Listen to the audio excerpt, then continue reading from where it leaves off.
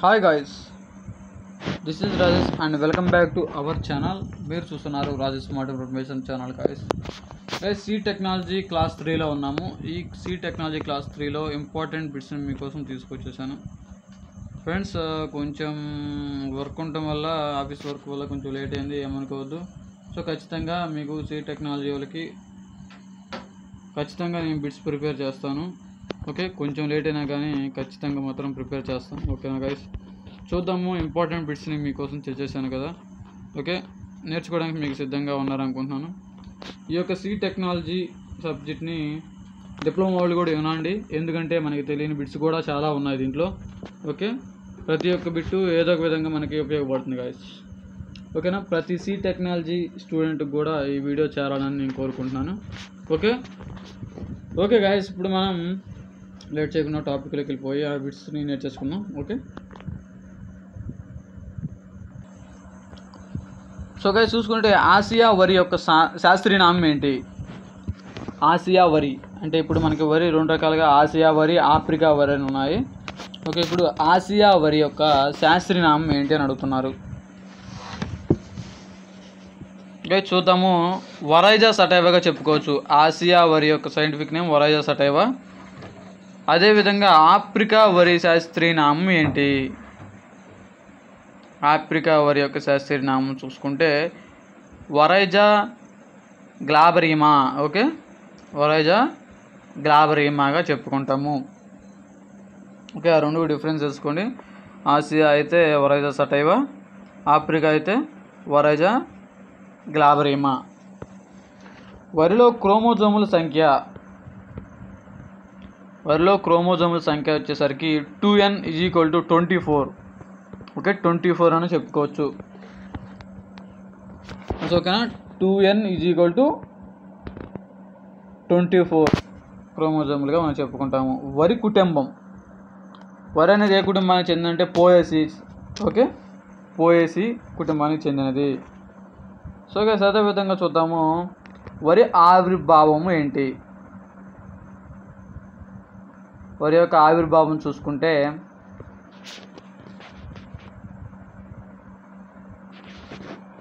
Guys మనం ఆగ్నేయ Asia.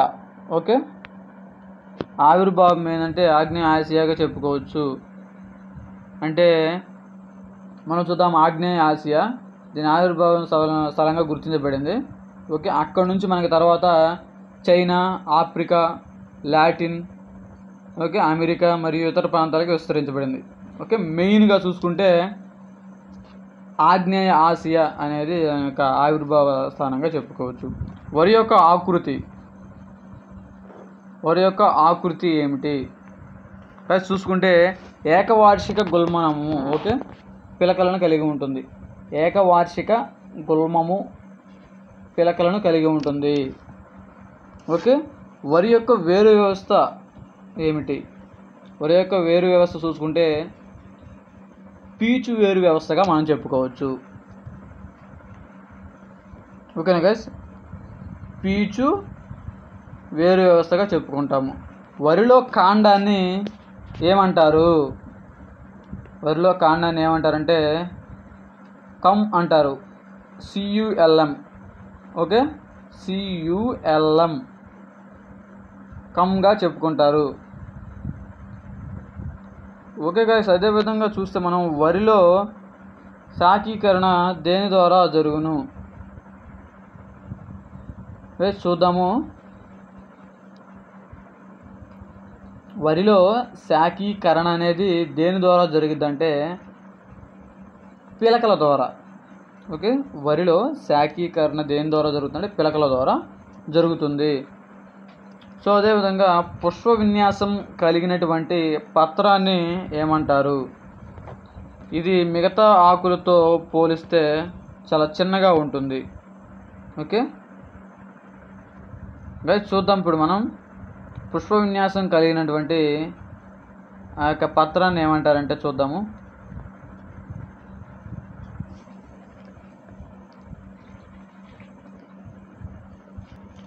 Guys, దానికి ఆన్సర్ చూసుకుంటే పుష్ప విన్యాసం కలిగినటువంటి పత్రాన్ని ఏమంటారంటే బూట్ లీఫ్గా చెప్పుకోవచ్చు. ఈ యొక్క బూట్ లీఫ్ అనేది మిగతా ఆకులతో పోలిస్తే చాలా చిన్నగా ఉంటుంది. ఓకే, ప్రతి పుష్పంలో ఎన్ని ఫ్లోరెట్స్ అనేవి ఉంటాయి గైస్? ఓకే, ప్రతి పుష్పంలో ఎన్ని ఫ్లోరెట్స్ ఉంటాయంటే ఒక ఫ్లోరెట్ మాత్రమే ఉంటుంది. ఓకే, ప్రతి ఫ్లోరెట్లో ఉండేటువంటి మిగతా భాగాలు ఏమిటి గైస్? ప్రతి పుష్పంలో ఒక ఫ్లోరెట్ అనేది ఉంటుంది. ఆ యొక్క అంటే ప్రతి పుష్పంలో ఒక ఫ్లోరెట్ అనేది ఉంటుంది కదా, ఆ యొక్క ఫ్లోరెట్లో 2 మిగిలిన భాగాలు ఉంటాయి అన్నమాట. ఆ యొక్క భాగాలు ఏంటంటే గ్లమ్మెస్ మరియు లెమ్మా.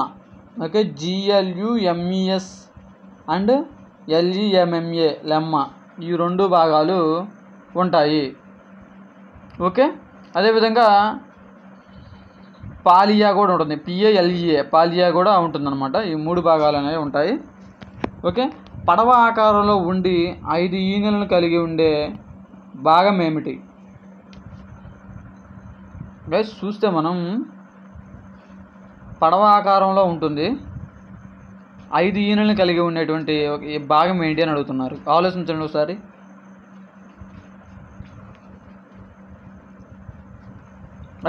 పడవ ఆకారంలో ఉండి 5 ఈనెలను కలిగి ఉండేటువంటి భాగం ఏంటంటే లెమ్మా, LEMMA లెమ్మా అంటారు. ఓకే, కొన్ని వరి రకాలలో మధ్య ఈన పొడవుగా పెరిగి ముళ్ళులాగా మారుతుంది, దీన్ని ఏమంటారు?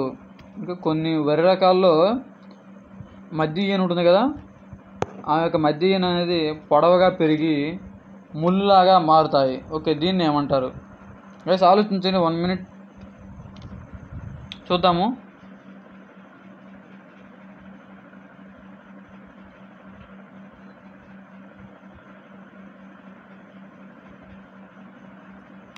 గైస్ చూసుకుంటే దీన్ని అవెన్ అంటారు, AWN అవెన్. ఓకే,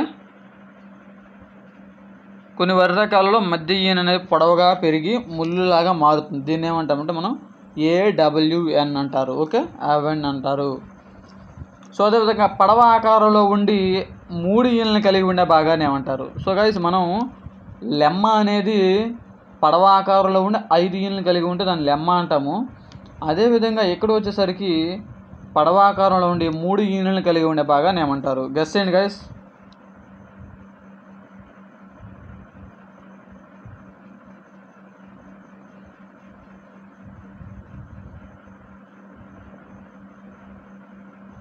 గైస్ చూసుకుంటే పాలియా. ఓకే, PALEA పాలియా, PALEA పాలియా అనేది 3 ఈనెలను కలిగి ఉండి పడవ ఆకారంలో ఉంటుంది, గుర్తుపెట్టుకోండి. ఓకే, 5 ఈనెలను కలిగి ఉండేదేమో లెమ్మ అంటే 5 ఈనెలను కలిగి ఉంటుంది, 3 ఈనెలను కలిగి ఉండేది పాలియా. ఓకే, సో అదేవిధంగా చూద్దాము. లెమ్మ మరియు పాలియాల మొన కలిపి ఏమి ఏర్పరుస్తాయి? లెమ్మ మరియు పాలియాల మొనభాగాలు కలిపి ఆపిక్యులస్ అనేది ఏర్పరుస్తాయి, APICULES ఆపిక్యులస్ అనేది ఏర్పరుస్తుంది, ఈ 2 కలిసి. ఓకే, వరి పత్రావళి 2 మెత్తని లాడిక్యూల్స్ను రూపొందిస్తాయి. వరి యొక్క పత్రాలు 2 కలిసి, అంటే వరి యొక్క పత్రావళి అనేది 2 మెత్తని లాడిక్యూల్స్ని ఏర్పరుస్తుంది. ఈ యొక్క లాడిక్యూల్స్ ఎటువంటి ధర్మాలను కలిగి ఉంటాయి అని అడుగుతున్నారు. ఓకే, ఎటువంటి ధర్మాన్ని కలిగి ఉంటాయంటే లాడిక్యూల్స్ అనేవి జల ఆర్ద్రత. ఓకే, జల ఆర్ద్రత ధర్మాన్ని కలిగి ఉంటాయి. వరిలో యొక్క పత్రాదళం అనేది 2 మెత్తని లాడిక్యూల్స్ను ఏర్పరిస్తుంది. ఓకే, అలా ఏర్పరిచిన తర్వాత ఈ యొక్క లాడిక్యూల్స్ అనేవి ఎటువంటి ధర్మాన్ని కలిగి ఉంటాయి అని అడుగుతున్నారు? జల ఆర్ద్రత. ఓకే, జల ఆర్ద్రత యొక్క ధర్మాన్ని కలిగి ఉంటాయి. ఓకే గైస్, సరే అదేవిధంగా చూద్దాం. వరిలో ఉండేటువంటి 6 కేసరాలు ఎన్ని వలయాలలో అమరి ఉంటాయి? అంటే దీన్ని బట్టి మనకేమవుతుంది? వరిలో కేసరాలు అనేవి ఉంటాయి, 6 ఉంటాయి. అవి ఎన్ని వలయాలతో కప్పి ఉంటాయి అంటే, ఎన్ని వలయాలతో అమరి ఉంటాయంటే 2 వలయాలతోటి. గైస్ చూడండి, అక్కడ నేను బిట్టు తిరగదిప్పి అడిగాను. ఓకే, ఈ తిరగదిప్పి అడగడం వల్ల ఏంటంటే మనం దాన్ని 2 ఆన్సర్లు మనం తెలుసుకోవచ్చు. ఓకే, వరిలో 6 కేసరాలు ఉంటాయి అనేది ఒక బిట్టు. ఎన్ని వలయాలతో అమరి ఉంటుందంటే 2 వలయాలతో అమరి ఉంటుంది. వరిలో కాయలను ఏ విధంగా పిలుస్తారు? వరిలో కాయను ఏ విధంగా పిలుస్తారంటే గింజగా పిలుస్తారు. ఓకేనా గైస్, మనం వరిని ధాన్యాన్ని ఏమంటాం, గింజల రూపంలో పిలుస్తుంటాం కదా. సో మనం అదే విధంగా వరిలో కాయల్ని ఏ విధంగా అంటామంటే గింజలు అని పిలుస్తాము. సో గైస్, మీకు కానీ అర్థం కాకపోతే ఖచ్చితంగా కామెంట్ సెక్షన్లో కామెంట్ చేయండి. నేను ఏ విధంగా మీకు చెబితే అర్థమవుతుంది అనేది కూడా మీరు నాకు చెబితే నేను ఇంకా ఇంప్రూవ్మెంట్ చేసుకోవడానికి ఆస్కారం ఉంటుంది guys. Okay, C technology students కూడా నన్ను సపోర్ట్ చేస్తారని కోరుకుంటున్నాను. ఓకే, వీడియోని మాత్రం ఎక్కడా స్కిప్ చేయకుండా లాస్ట్ వరకు చూడండి ఫ్రెండ్స్. ఓకే, మధ్యలో ఏంటంటే కొన్ని నేను ఎలా గుర్తుపెట్టుకోవాలి, ఓకే అంటే దాని యొక్క సబ్జెక్ట్ రిలేటెడ్ కూడా నేను చెబుతున్నాను. సో మీరు ఈ మెటీరియల్ చదువున్నా కానీ ఒకసారి చూడండి చాలు. ఎందుకంటే మీకు చదివిన దానికంటే కూడా విన్నది ఎక్కువగా గుర్తుంటుంది. ఓకే, స్లీపింగ్ టైంలో కూడా మీరు మన వీడియోస్ని ఆన్ చేసి పక్కలో పెట్టుకున్నా కానీ మనం నిద్రపోయేటప్పుడు అవి క్లాస్ జరుగుతూ ఉంటుంది. మీరు ఆ బిట్స్ అన్నిటిని కూడా లిజనింగ్ చేయొచ్చు. ఓకే, వినొచ్చు అనమాట. సో చూద్దాము గైస్. ప్రతి వరి గింజ అనేది వేటితో కప్పబడి ఉంటుంది? వరిలో కాయను గింజగా పిలుస్తామని చెప్పుకున్నాం కదా. ఓకే, పిలుస్తాము. ప్రతి వరి గింజ అనేది వేటితో కప్పబడి ఉంటుంది? లెమ్మ మరియు పాలియాలతో కప్పబడి ఉంటుంది గైస్, గుర్తుపెట్టుకోండి, చాలా చాలా ఇంపార్టెంట్. ఓకే, ప్రతి గింజ కూడా లెమ్మ మరియు పాలియాతో కప్పబడి ఉంటుంది. సో ఇప్పుడు మనం గెస్ చేద్దాము. లెమ్మ అనేది పడవ, అంటే ఈ రెండు కూడా పడవ ఆకారంలో ఉంటాయి. కాకపోతే ఎన్ని ఈనెలతో కప్పబడి ఉంటాయి ఈ రెండు? సో గైస్, మనం ఇప్పుడు అవి రెండు వచ్చాయి కాబట్టి మనం చర్చించుకుంటున్నాం. ఓకే, లెమ్మ మరియు పాలియాలతోటి కప్పబడి ఉంటుంది. ఓకే, ఈ యొక్క వరిగింజ అనేది. సో ఈ రెండు పాలియా మరియు లెమ్మ అనేది 5 ఈనెలతో కప్పబడి ఉంటుంది, పడవ ఆకారంలో ఉండి. అదేవిధంగా పాలియా అనేది 3, ఓకే 3 ఈనెలతో కలిగి ఉంటుంది అన్నమాట. ఓకే, సో ఫైనల్గా ఈ బిట్టికి ఆన్సర్ వచ్చేసరికి ప్రతి వరి గింజ అనేది వేడితో కప్పబడి ఉంటుంది, లెమ్మ మరియు పాలియా. ఓకే, అది. సో గైస్, వరిలో హైబ్రిడ్ విత్తనాలుగా పిలువబడేటువంటి రకాలు ఏమిటి? వరిలో హైబ్రిడ్ రకాలు ఏంటి? APHR1, APHR2. ఓకే, ఇవి హైబ్రిడ్ రకాలుగా పిలుస్తారు. వరి నుండి ఎంత శాతం ఆల్కహాల్ ఉండే మత్తును సేకరిస్తారు?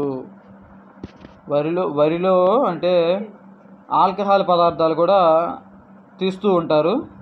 ఓకేనా, మత్తు పానీయాలు తయారు చేస్తూ ఉంటారు ఈ యొక్క వరి నుండి కూడా. ఎంత శాతం అంటే 10 నుంచి 17% చెప్పుకోవచ్చు. ఓకే, సో గైస్, అదేవిధంగా సాకి అనే మత్తు పానీయం ఏ దేశంలో తయారు చేస్తారు? అంటే సాకి అనే మత్తు పదార్థం అనేది రైస్ నుండి తయారు చేస్తారు. ఓకే, అది ఏ దేశంలో తయారు చేస్తారంటే మనం జపాన్గా చెప్పుకోవచ్చు. ఇంపార్టెంట్ బిట్ గైస్, గుర్తుపెట్టుకోండి.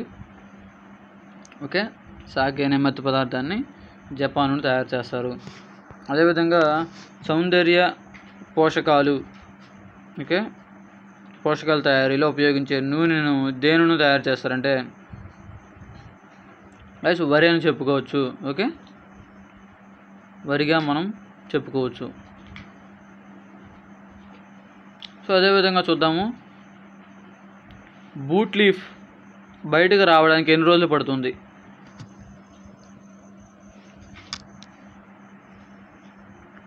ఆలోచించండి గైస్. బూట్ లీఫ్ అనేది బయటకు రావడానికి ఎన్ని రోజులు పడుతుంది?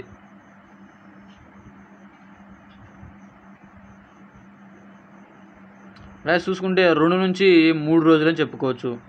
ఓకే, బూట్ లీఫ్ అనేది బయటకు రావడానికి 2 నుంచి 3 రోజులు పడుతుంది. అదేవిధంగా వరి కంకుల్లో పుష్పాలు ఏ విధంగా తెరుచుకోవడం జరుగుతుంది?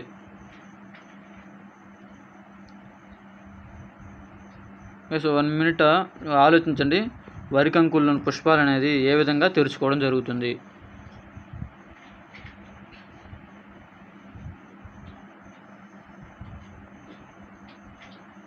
గైస్ చూస్తే మనం కంకిలో పై నుండి కిందకి ఓకే పుష్పాలు అనేది తెరుచుకోవడం కంకిలో పైనుంచి కిందకి జరుగుతుంది.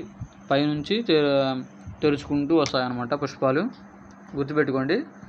అదేవిధంగా వరి కంకుల్లో పుష్పాలు ఏ విధంగా తెరుచుకోవడం జరుగుతుందని చూసాం కదా. వరిలో పుష్పాలు ఏ సమయంలో తెరుచుకుంటాయి? పుష్పాలు అనేది పైనుంచి కిందకి తెరుచుకుంటాయి, అది ఏ సమయంలో తెరుచుకుంటాయి అని అడుగుతున్నారు. గైస్ చూస్తే మనం ఉదయం వచ్చేసరికి 8:30 ఓకే. అదేవిధంగా మధ్యాహ్నం వచ్చేసరికి 3 గంటల మధ్య తెరుచుకుంటాయి. ఉదయం అయితే 8:30 గంటలకి, అదేవిధంగా మధ్యాహ్నం వచ్చేసరికి 3 గంటల మధ్యలో తెరుచుకుంటాయి. సో గైస్ అదేవిధంగా పుంభాగ ప్రథమోత్పత్తి వలన ఎటువంటి పరాగ సంపర్కం అనేది జరుగుతుంది? ఆలోచించండి. పుంభాగ ప్రథమోత్పత్తి వలన ఏ పరాగ సంపర్కం అనేది జరుగుతుందంటే గైస్ ఆత్మ పరాగ సంపర్కంగా చెప్పుకోవచ్చు. ఓకే, పుంభాగ ప్రథమ ఉత్పత్తి వలన ఎటువంటి పరాగ సంపర్కం జరుగుతుందంటే ఆత్మ పరాగ సంపర్కం మనం చెప్పుకోవచ్చు. చూసుకుంటే కీలాగ్రము ఎప్పుడు సున్నితంగా ఉంటుంది? ఆలోచించండి గైస్.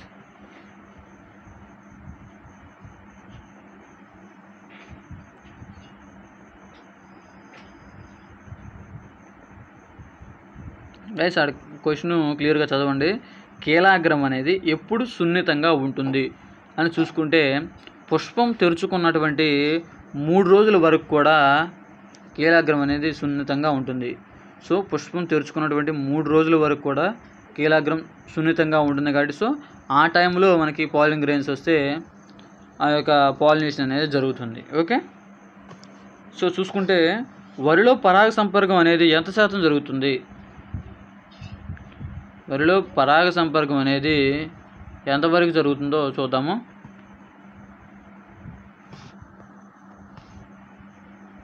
అయితే వరిలో పరాగ రేణువులు అనేది విడుదలైనటువంటి 5 నిమిషాల వరకు మాత్రమే సజీవంగా ఉంటాయి. పరాగ రేణువులు అనేది పుప్పొడి రేణువులు ఎదజల్లినప్పుడు 5 నిమిషాల వరకే మనకు సజీవంగా ఉండటం జరుగుతుంది. వరిలో పరపరాగ సంపర్కం అనేది 3% మాత్రమే జరుగుతుంది. ఓకే, వరిలో పరపరాగ సంపర్కం అనేది ఎంత శాతం జరుగుతుందంటే 3% మాత్రమే. గైస్ చూసుకుంటే జొన్న యొక్క శాస్త్రీయ నామం ఏంటి చూద్దాం. జొన్న యొక్క అంటే మొక్కజొన్న. గైస్ మొక్కజొన్న యొక్క శాస్త్రీయ నామం ఏంటి? జియోమైజ్ అని చెప్పుకోవచ్చు. మొక్కజొన్నలో క్రోమోజోముల సంఖ్య 2n = 20. ఓకే, వరిలో అయితే 24, దీంట్లో మొక్కజొన్నలో వచ్చేసరికి 20. సో గైస్ మీరు నేను చెబుతుంటాను కదా, ఇవన్నీ కూడా ఏం చేస్తారంటే క్రోమోజోమ్స్ అని హెడ్డింగ్ పెట్టుకొని ఒకవైపు క్రాపు ఒకవైపు క్రోమోజోములు, ఒకవైపు క్రాపు ఒకవైపు క్రోమోజోములు అని రాసుకోండి, లిస్ట్ రాసుకోండి. ఇప్పుడు మనకి ఏమంటే మనకి మొక్కజొన్న ఓకే 20 క్రోమోజోమ్స్, అదేవిధంగా వరి 24 క్రోమోజోమ్స్ అని మనం సింపుల్గా చదువుకోవచ్చు. ఓకే గైస్, అదేవిధంగా చూస్తే మనం మొక్కజొన్న క్రోమోజోముల సంఖ్య 20 అని చెప్పుకున్నాం కదా. అదేవిధంగా మొక్కజొన్న కుటుంబం ఏంటి? పోయేసీ కుటుంబం. మొక్కజొన్న వేరు వ్యవస్థ ఏ విధంగా ఉంటుంది? పీచు వేరు వ్యవస్థ మరియు పూత వేరు. ఓకే, పీచు వేరు వ్యవస్థ అండ్ పూత వేరు వ్యవస్థ అనేది ఉంటుంది. సో గైస్ మొక్కజొన్న కాండం పలుచని డాష్ను మరియు వెడల్పు డాష్ను కలిగి ఉంటుంది. సో గైస్ చూసుకుంటే మనం ఆలోచించండి, 1 మినిట్ క్వశ్చన్ చూడండి.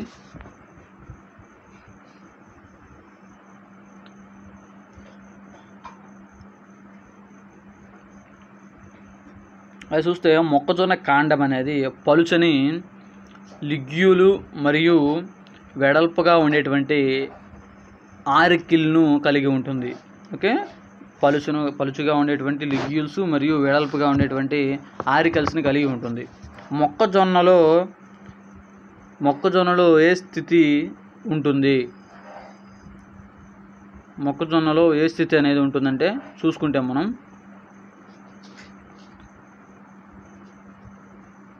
ఒకసారి ఆలోచించండి, చూద్దాము. మొక్కజొన్నలో ద్విలింగాశ్రయ స్థితి అనేది ఉంటుంది, అంటే మేల్ అండ్ ఫీమేల్స్ అనేవి ఉంటాయి. ఓకే, ద్విలింగాశ్రయ స్థితి. మొక్కజొన్నలో ద్విలింగాశ్రయ స్థితి అనేది ఉంటుంది. సో మొక్కజొన్నలో పురుష పుష్ప విన్యాసాన్ని ఏమంటారు? పురుష పుష్ప విన్యాసాన్ని ఏమంటారంటే టాజిల్గా చెప్పుకుంటాము. అదేవిధంగా మొక్కజొన్నలో స్త్రీ పుష్ప విన్యాసంను ఏమంటారంటే కాబ్ అని అంటారు. ఓకే, మేల్నేమో టాజిల్ అని, ఫీమేల్నేమో కాబ్ అని అంటాం. ఓకేనా గైస్? అదేవిధంగా చూస్తే స్త్రీ పుష్ప విన్యాసం క్రింద భాగాన్ని ఏమంటారు? ఓకే, స్త్రీ పుష్ప భాగం యొక్క కింద భాగం చిన్న ఒక బుడిపిల్లలాగా ఉంటాయి. మనం మొక్కజొన్న పట్టుకుంటాం కదా, పట్టుకొని తినేటప్పుడు కింద చిన్న కాడలాగా ఉంటుంది. ఆ చిన్న కాడలాగా దగ్గర బుడిపిలాగా ఉంటుంది. దాన్ని ఏమంటారు అని అడుగుతున్నారు. స్త్రీ పుష్ప విన్యాసం యొక్క కింద భాగాన్ని ఏమంటారు? ఆలోచించండి ఒకసారి.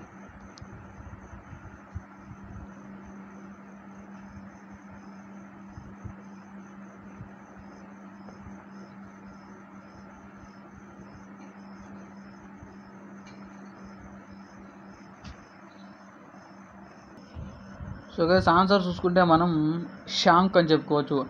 SHANK, shank. అంటే స్త్రీ పుష్ప విన్యాసంలో కింద భాగాన్ని ఏమంటారంటే షాంక్గా చెప్పుకుంటాము. అదేవిధంగా ప్రొఫైలం. ఓకే, ప్రొఫైలం అంటే ప్రొఫైలం అనగానేమి అని అడిచారు. ప్రొఫైలం అంటే పుష్ప విన్యాసం మొత్తం కూడా పత్రాల వంటి నిర్మాణాలతో కప్పబడి ఉంటే దాన్ని మనం ప్రొఫైలం అంటాము. ఓకే, ప్రొఫైలం అని చెప్పుకుంటాము. సో గైస్ అదేవిధంగా చూసుకుంటే HUSK, హస్క్ అనేది ఎలా ఏర్పడుతుంది అది మనం చూసుకుంటే ప్రొఫైలం అదేవిధంగా ఇతర పత్రాలు కలిసి హస్క్ అనేది ఏర్పడుతుంది. ఓకే, అదేవిధంగా అండాశయం డూమ్ ఆకారంలో ఉన్నటువంటి పంట ఏది అంటే గాయస్ అండాకారం అనేది డూమ్ ఆకారంలో ఉండేటువంటి పంట ఏదని అడుగుతున్నారు. ఓకే, ఒకసారి గెస్ చేయండి మీరు. చూస్తుంది నేను ఆన్సర్ చెబుతాను.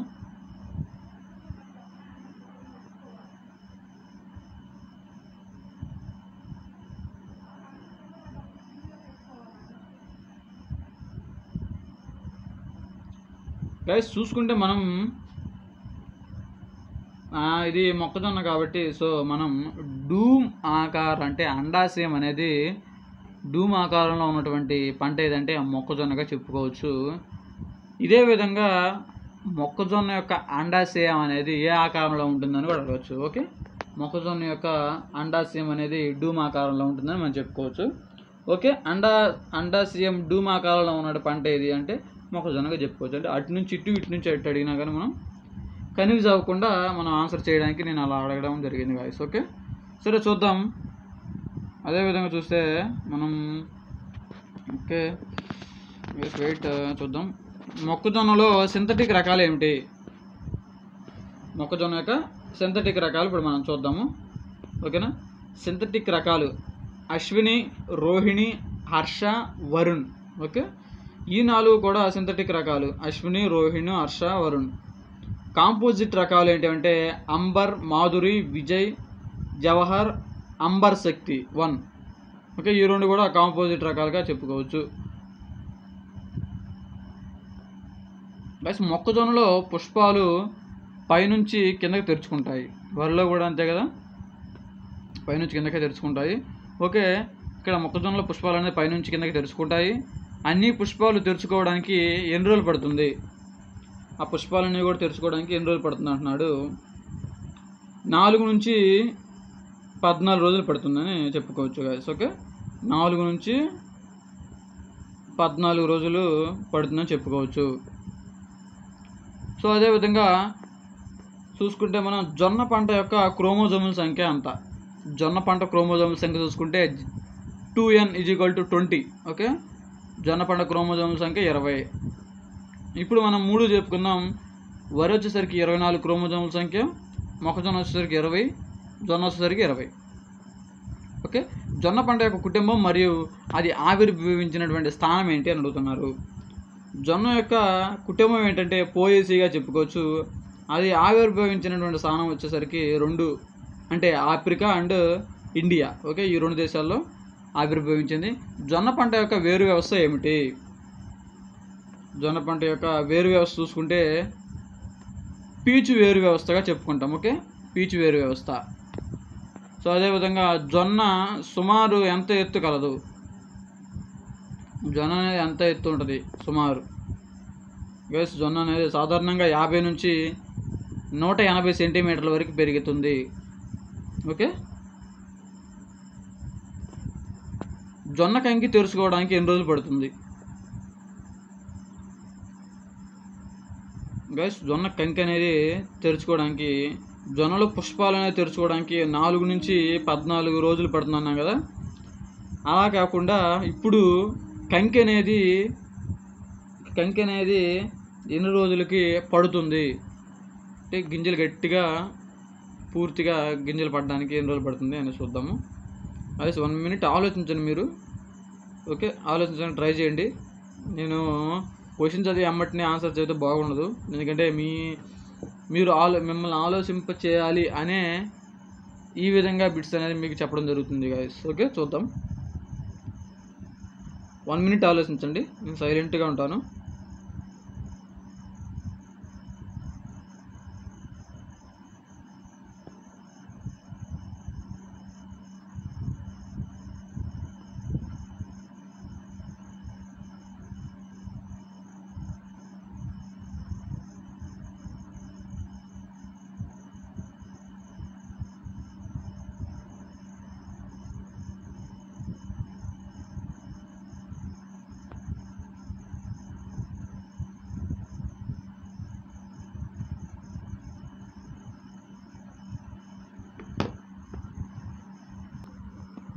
గైస్, మనం 8 రోజులుగా చెప్పుకోవచ్చు. జొన్న కంకి అనేది తెరుచుకోవడానికి ఎన్ని రోజులు పడుతుందంటే 8 రోజులుగా చెప్పుకోవచ్చు.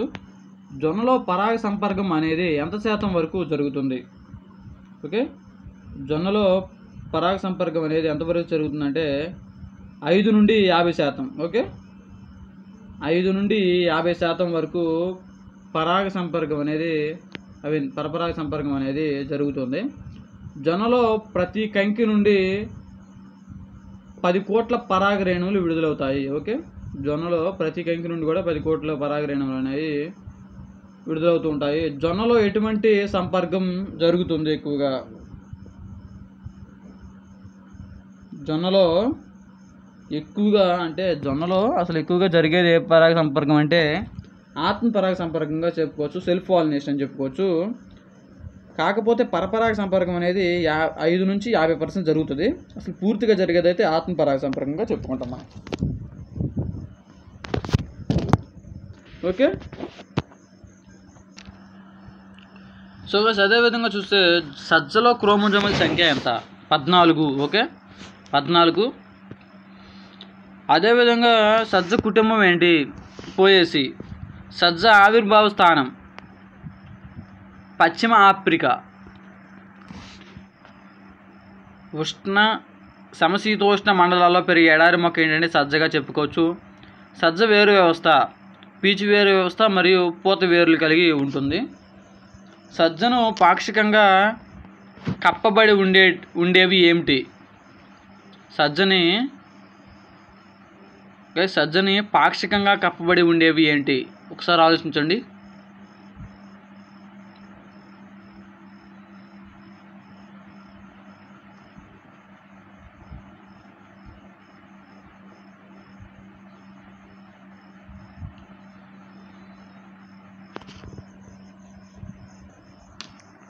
ఫ్రెండ్స్, చూసుకుంటే మనం స్పెక్యులేట్స్ తెల్లని పట్టు వంటి వెంట్రుకలతో కప్పబడి ఉంటుంది, ఓకే. సజ్జలో పాక్షికంగా కప్పబడి ఉండేటివి ఏంటంటే అవి. సో అదేవిధంగా చూద్దాము, సజ్జలో జరిగే సంపర్కం, ఓకే, సజ్జలో జరిగేటువంటి సంపర్కం అనేది ఏ రకం? సజ్జలో జరిగేటువంటి సంపర్కం అనేది ఏ రకం అనేది చూద్దాం ఇప్పుడు.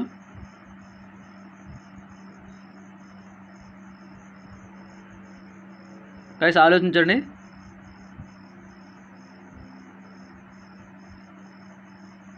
గైస్, సారీ, అప్పుడు పై క్వశ్చన్ ఉంది కదా, సజ్జను పాక్షికంగా కప్పబడి ఉండేటివి ఏంటంటే 2, లెమ్మ మరియు పాలియా. ఓకే, లెమ్మ మరియు పాలియా అనేవి ఈ రెండు కూడా పాక్షికంగా కప్పబడి ఉంటాయి సజ్జని. సారీ, ఇందాక బిట్ అది తప్పు. సో అదేవిధంగా చూసుకుంటే సజ్జలో జరిగే సంపర్కం ఏంటి అని చూద్దాము.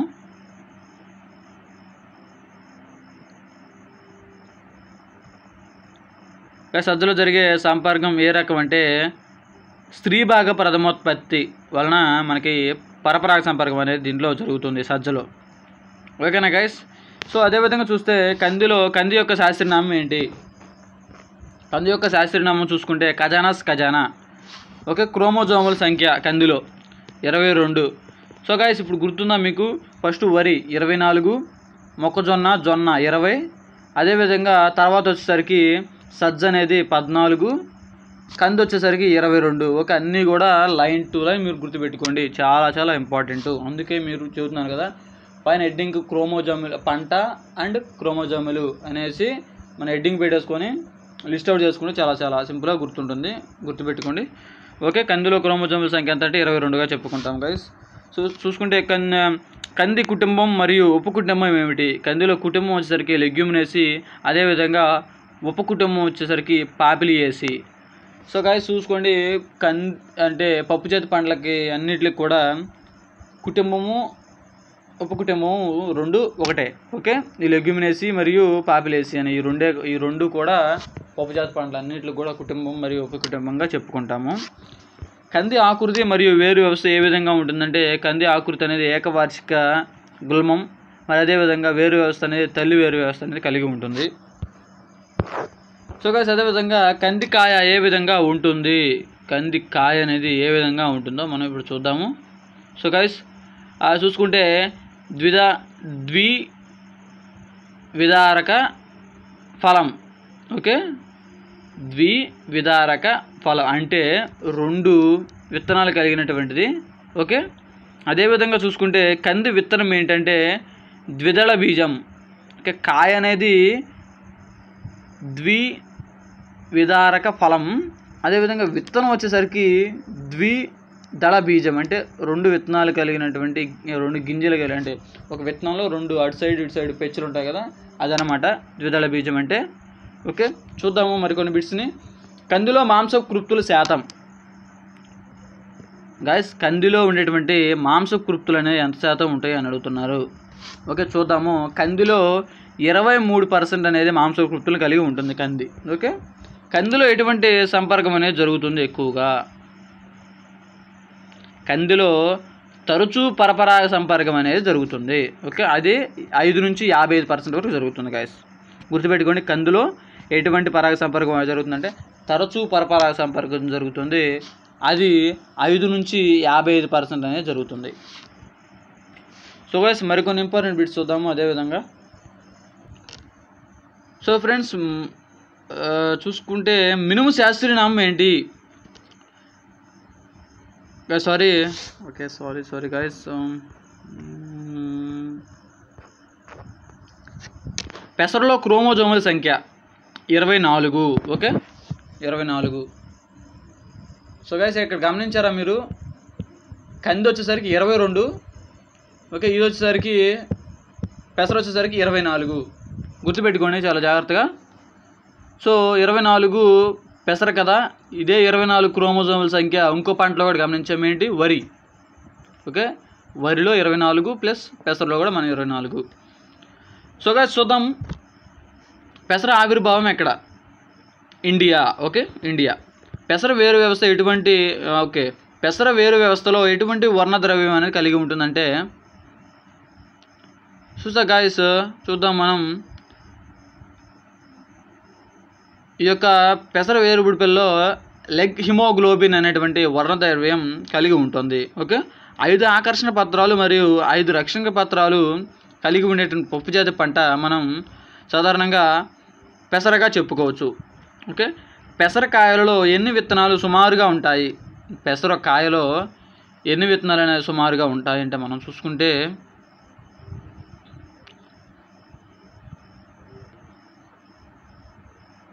గైస్ చూసుకుంటే 10 నుండి 15. ఓకే, పెసర కాయల్లో ఎన్ని విత్తనాలు ఉంటాయి? 10 నుండి 15 విత్తనాలు కలిగి ఉంటాయి. 10 నుండి 15గా చెప్పుకుంటాము. సో అదేవిధంగా అత్యధికంగా జీర్ణం అయ్యే శక్తి కలిగిన ఉన్నటువంటి పప్పుజాతి పంట. గాయస్ ఇది చాలా చాలా ఇంపార్టెంట్. ఇది డిప్లొమా వాళ్ళకి కూడా పెసర అనే పంటలో ఇది ఖచ్చితంగా ఇంపార్టెంట్ బిట్టు. ఓకే, నేను చెప్పాను కూడా మీకు. అత్యధికంగా జీర్ణం అయ్యే శక్తి కలిగేటువంటి పప్పుజాతి పంట ఏంటంటే పెసర. గుడ్డిగా గుర్తుపెట్టేసుకోండి. అత్యధికంగా జీర్ణం అయ్యేటువంటి పంట పప్పుజాతి పంట ఏదంటే పెసర. ఓకే, గుడ్డిగా గుర్తుపెట్టేసుకోండి, పక్కన పడేసేయండి. ఓకే, అది. సో అదేవిధంగా చూసుకుంటే పెసరలో మాంసకృప్తులు శాతం ఎంత? పెసరలో మనకి మాంసకృప్తుల శాతం ఎంత? ఓకే గాయ్స్, ఇందాక మనం చూసాము పైన అది వచ్చేసరికి ఇది పప్పు జాతి పండు, అది కందిలో అయితే 23% అనేది మాంసకృప్తులు ఉంటాయి. సో ఇది వచ్చేసరికి మనకి చూద్దాము పెసరలో మనకి మాంసకృప్తులు అనేవి ఎంత ఉంటాయి, ఎంత పర్సంటేజ్ ఉంటాయంటే చూద్దాం గాయస్. 1 minute. సారీ గాయస్, చూద్దాం.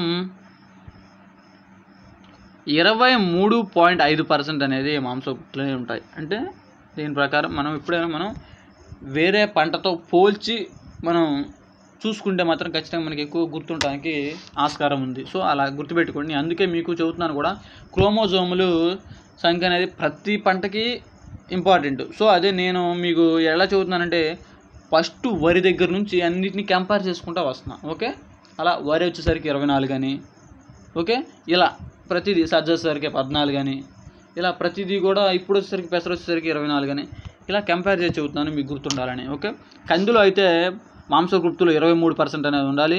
పెసరలో వచ్చేసరికి 23.5% అనేది ఉంటాయి. ఓకే, అదేవిధంగా చూద్దాం గాయస్, మనం పెసర ఏ పద్ధతి ద్వారా ఆత్మపరాగ సంపర్కం అనేది జరుపుకుంటుంది? ఓకే, చూద్దాము. పెసర అనేది ఏ పద్ధతి ద్వారా ఆత్మపరాగ సంపర్కం జరుగుతుందంటే చూద్దాము. క్లిస్టోగమీ పద్ధతి ద్వారా. ఓకే, ఈ క్లిస్టోగమీ పద్ధతి ద్వారా ఆత్మపరాగ సంపర్కం అనేది పెసర జరుపుతుంది. గైస్ చూద్దాము మరికొన్ని ఇంపార్టెంట్ బిట్స్ని చూద్దాము. మినుము యొక్క శాస్త్రీయనామం ఏంటంటే విగ్నా మంగో. ఓకే, మినుము యొక్క శాస్త్రీయనామం విగ్నా మంగోగా మనం చెప్పుకుంటాము. సో ఫ్రెండ్స్, మినుము యొక్క కాయ అనేది ఎంత పొడవు ఉంటుంది, అందులో ఎన్ని కాయలు ఉంటాయి అంటే ఎన్ని గింజలు ఉంటాయని అర్థము. ఓకే, చూసుకుంటే మనం ఆ యొక్క మినుము యొక్క కాయ అనేది దాదాపు 6 నుంచి 8 సెంటీమీటర్ల పొడవు అనేది ఉంటుంది. అందులో 4 నుంచి 10 విత్తనాల వరకు ఉంటాయి. ఓకే, మినుములో మాంసకృప్తులు ఎంత? గైస్ మనం చూసుకున్నట్టు కందిలో వచ్చేసరికి 23% ఉంటాయి. పెసర్లో చూసుకుంటే 23.5% ఉంటాయి. ఈ మినుము చూసుకుంటే 23.4% అనేది ఉంటాయి. ఓకే, 23.4%. గైస్ గుర్తుపెట్టుకోండి, ఈ క్రోమోజోమ్లు ఒకటి ప్లస్ వచ్చరికి ఈ యొక్క మాంసకృప్తులు అనేవి గుర్తుపెట్టుకోండి, ఖచ్చితంగా మ్యాక్సిమం రావచ్చు. ఓకే, సో అదేవిధంగా ఏ పద్ధతి ద్వారా మినుములో ఆత్మపరాగ సంపర్కం జరుగుతుంది? ఓకే గైస్ చూసుకుంటే మనం క్లిస్టోగమీ పద్ధతి ద్వారా ఆత్మపరాగ సంపర్కం అనేది జరుగుతుంది. మినుములో ఎంత శాతం క్లిస్టోగమీ ద్వారా సంపర్కం అనేది జరుగుతుందంటే 42%. ఓకే, 42% అనేది క్లిస్టోగమీ ద్వారా పరాగ సంపర్కం అనేది జరుగుతుంది. సో అదేవిధంగా చూసుకుంటే గైస్ మనం శనగ యొక్క కుటుంబం ఏంటి? శనగ యొక్క శాస్త్రీయనామం చూసుకుంటే సైసర్ అరియాంటినం. దాని యొక్క కుటుంబం చూసుకుంటే పాబేసిగా చెప్పుకోవచ్చు. పాబేసి. శనగ సుమారు ఎంత ఎత్తు వరకు పెరుగుతుందంటే 20 నుంచి 50 సెంటీమీటర్ల ఎత్తు వరకు పెరుగుతుంది. ఓకే, 20 నుంచి 50 సెంటీమీటర్లు. ఓకే, శనగ యొక్క వర్షపాతం ఎంత అని చూసుకుంటే 400 మిల్లీమీటర్లు. గైస్ శనగ యొక్క వేర్లు పొడవు అనేది ఎంత ఉంటాయంటే వేరు యొక్క పొడవు లోపలికి 60 సెంటీమీటర్ల వేరు పొడవు అనేది ఉంటుంది. 60 సెంటీమీటర్లు అంటే పెద్ద స్కేళ్ళు 2 కలిపితే ఎంత ఉంటుందో అంత వేరు వ్యవస్థ లోపలికి వెళ్తుంది. శనగ ఆకుల నుండి ఔషధ గుణాలు ఉన్నటువంటి ఆమ్లాలను తీస్తారు. ఏ అటువంటి ఆమ్లాలు అంటే చూద్దాం. మనం శనగ ఆకుల నుంచి తీస్తారు. ఏమేంటి అంటే మనం చూస్తే 1 minute ఆలోచించండి, నేను చెబుతాను ఇప్పుడు ఆన్సర్ మళ్ళీ. ఓకే చూద్దాం. గాయస్ చూస్తే మెలిక్ ఆమ్లం, ఆక్సాలిక్ ఆమ్లం, ఓకే, మెలిక్కు ఆక్సాలిక్కు, మెలిక్కు ఆక్సాలిక్ ఆమ్లం ఈ రెండు కూడా శనగ యొక్క ఆకుల నుండి గ్రహిస్తారు. సో ఇది కలరా మరియు డయేరియా మరియు పాము కాటు, వడదెబ్బ అటువంటి వాటి నుండి కొలెస్ట్రాల్ని కూడా తగ్గిస్తుంది గాయస్. ఓకే, ఇవన్నీ కూడా తగ్గిస్తుంది. ఆ యొక్క మెలిక్కు మరియు ఆక్సాలిక్ అనే ఆమ్లాలు ఈ యొక్క శనగ ఆకుల నుండి చేస్తారు. శనగ ఎటువంటి సంపర్కాన్ని కలిగి ఉంటుంది? ఓకే, చూద్దాము.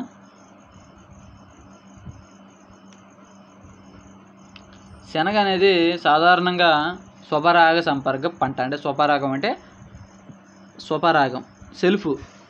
ఓకే, ఆత్మపరాగ సంపర్కాన్ని స్వపరాగ సంపర్కం అంటారు కదా, అలాగా స్వపరాగ సంపర్కం చెందిన పంట. సో శనగ కావాల్సినటువంటి వర్షపాతం ఎంత? 600 నుంచి 1000 మిల్లీమీటర్లు. గైస్ మినుముకి ఇప్పుడు మనం పై పంట ఏంటి గైస్, పై పంట ఏంటి మనం చూసుకుంది ఇప్పుడు? మనం పై పంట చూసుకుంటే మినుము చూసుకున్నాం కదా, ఓకేనా. ఈ మినుముకి గైస్ చూద్దాము. ఆ మినుముకి శనగ వర్షపాతం ఎంత ఉండాలంటే 400 మిల్లీమీటర్ అని చెప్పుకున్నాం కదా. శనగ కావాల్సిన వర్షపాతం ఎంత? సో గైస్ చూద్దాము. ఇక్కడ 2 విధాలుగా ఇచ్చాడు. 600 నుంచి 1000 మిల్లీమీటర్ల చోట శనగ బాగా పెరుగుతుంది. సో గైస్ మామూలుగా అయితే వర్షపాతం ఎంత అని అడిగితే 400 మిల్లీమీటర్లే. ఓకే, అదేవిధంగా 600 నుంచి 1000 మిల్లీమీటర్లు ఉన్నప్పుడైతే ఇంకా బాగా పెరుగుతుంది అంటున్నాడు శనగ. ఓకే, అదేవిధంగా శనగకి రైజోబియం కల్చర్ను పట్టించడం వలన ఎంత దిగుబడి అనేది పెరుగుతుంది? గైస్ 10 నుంచి 62% అనేది పెరుగుతుంది. ఓకే, ఇప్పుడు శనగకి రైజోబియం కల్చర్ను పట్టించి మనం నాటుకున్నట్టయితే 10 నుంచి 62% వరకు మనకి దిగుబడి పెరిగే అవకాశం అనేది ఉంది. రైస్ వేరుశనగలో క్రోమోజోముల సంఖ్య 40.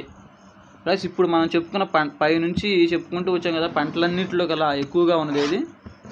వేరుశనగ. 40% అనేది ఉంటుంది, గుర్తుపెట్టుకోండి. అదేవిధంగా తక్కువ ఉన్నది సజ్జ 14%. ఓకే, అలా గుర్తుపెట్టేసుకోండి సింపుల్గా. లైన్ టు లైన్ గుర్తుపెట్టే మీరు చార్ట్లో రాసుకున్నారనుకో చాలా సింపుల్గా గుర్తుంటుంది. ఓకే, చూద్దాం. వేరుశనగలో ఉండే విటమిన్లు ఏంటివి? వేరుశనగలో ఉండేటువంటి విటమిన్లు చూసుకుంటే మనం చూద్దాము.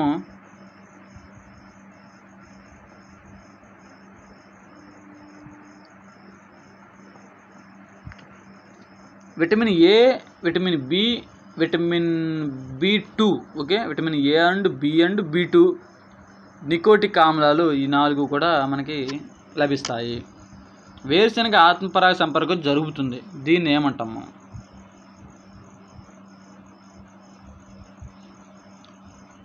ఆత్మపరాగ సంపర్కం జరుగుతుంది కదా వేరుశనగలో, దాన్ని ఏమంటామంటే మనం క్లిస్టోగమీగా చెప్పుకుంటాము. ఓకేనా గైస్. చూసుకుంటే వేరుశనగ ఆవిర్భావం బ్రెజిల్గా చెప్పుకుంటాం. ఓకే, ఆడ బిట్ వదిలేసాను. వేరుశనగ యొక్క ఆవిర్భావం ఏంటంటే బ్రెజిల్, ఇంపార్టెంట్ బిట్. ఓకే, ఆవిర్భావం ఏంటంటే బ్రెజిల్. క్రోమోజోములు ఏమో 40%. ఓకే, విటమిన్లు వచ్చేసరికి ఏ, బి, B2. అదేవిధంగా చూసుకుంటే వేరుశనగలో ఆత్మపరాగ సంపర్కం జరుగుతుంది కాబట్టి దీన్నే క్లిస్టోగమీగా చెప్పుకుంటాము. ఓకే, అదేవిధంగా చూస్తే మనం గాయస్ నెక్స్ట్ వచ్చేసరికి కాస్టర్ అంటే ఆముదం. ఆముదం శాస్త్రీయ నామం వచ్చేసరికి రిసినస్ కమ్యూనస్గా చెప్పుకుంటాము. ఆ యొక్క ఆముదంలో క్రోమోజోముల సంఖ్య చూసుకుంటే 20. ఓకే, 20. అదేవిధంగా ఆముదం యొక్క కుటుంబం యుఫర్బియేసి ఫ్యామిలీ. ఆముదం యొక్క ఆవిర్భావం ఎక్కడంటే మన భారతదేశం. ఓకే, పెసర ఇది 2 కూడా మన ఆవిర్భావం మన దేశమే. ఓకే, ఆముదంలో పుష్ప విన్యాసాన్ని ఏమంటారు? గైస్ మీకు చాలా చాలా మోస్ట్ ఇంపార్టెంట్ అనుకున్నవే మీకు నేను ఇక్కడ డిస్ప్లే అవుట్ చేస్తున్నాను. ఓకే, ఎందుకంటే ఆల్రెడీ మీరు మెటీరియల్ చదువుంటారు. సో వాటిలోంచి కూడా నేను ఫిల్టర్ చేసి మరీ ఇస్తున్నాను. గైస్ గుర్తుపెట్టుకుంటారని నేను కోరుకుంటున్నాను. సో మనం ఇప్పుడు వచ్చేసరికి ఆముదంలో పుష్ప విన్యాసాన్ని ఏమంటారు? ఒక్కసారి గెస్ చేయండి మీరే.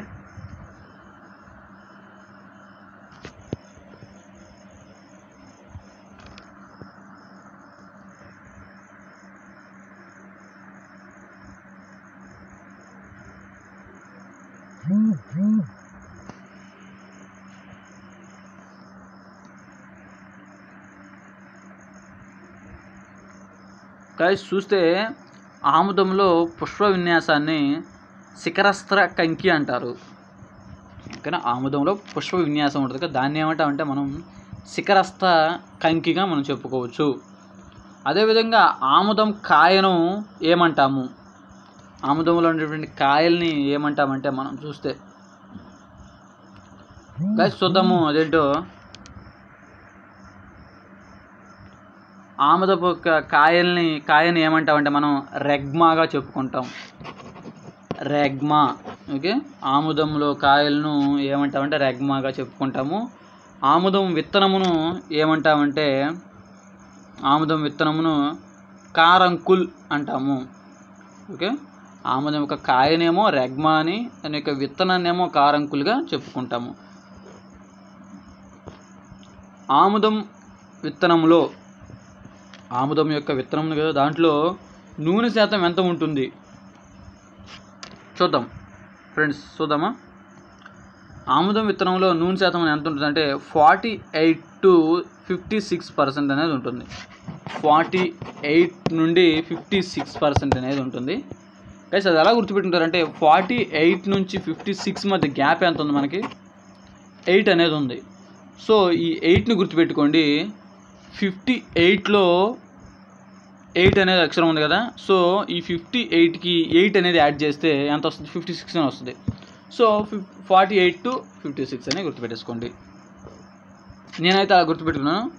ఓకే ఓకే ఆముదం పిప్పిలో ఏ విష పదార్థం ఉండటం వలన పశువుల మేతగా వాడరాదు.